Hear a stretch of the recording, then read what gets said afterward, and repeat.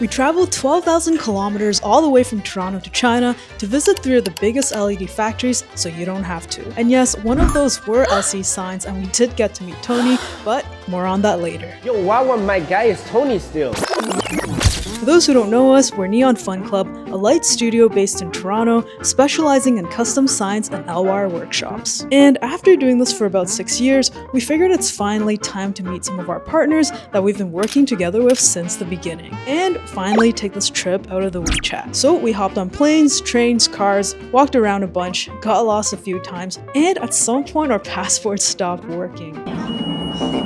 But slowly and surely, we did make our way to our old friends, and of course, made some new ones too. Definitely try it. Welcome to part 1 of our China LED Factory series, with our first stop to the Goat Factory, where we get all our lighting materials from. To get here, we took the MTR from Hong Kong to a train station, and then hopped on a cab for the last stretch. Check out this giant Ferrero Rocher we got for them as a gift. And as soon as our cab pulled around the corner and we saw our contact Linda, all that nervousness just went away and we were just stoked to be there. And our Mandarin is absolute trash, so we probably understood about 30% of each other, but as you can tell from this photo, we were just happy to be together.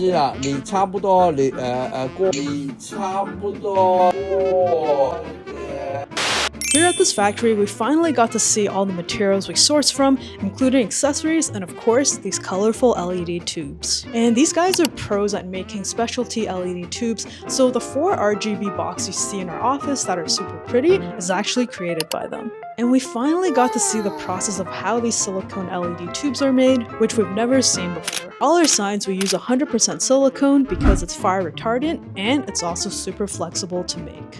With this machine, we see that the silicone materials first gets compressed to get all the gas bubbles out, then it gets fed into this huge extrusion machine where it forms the shape and diameter of the tube. We also get to see the LED strips getting fed into the machine where it comes out as one cured final product. And for the longest time, we thought our LED strips were rolled by a machine because of how perfect they were, but that day at the factory, we finally did get to meet the machine, which is actually the super focused and hardworking bro. We also did some shopping on the spot and bought this 6mm light pink tube, which is super hard to come by. And here are some photos of us exchanging gifts at the end.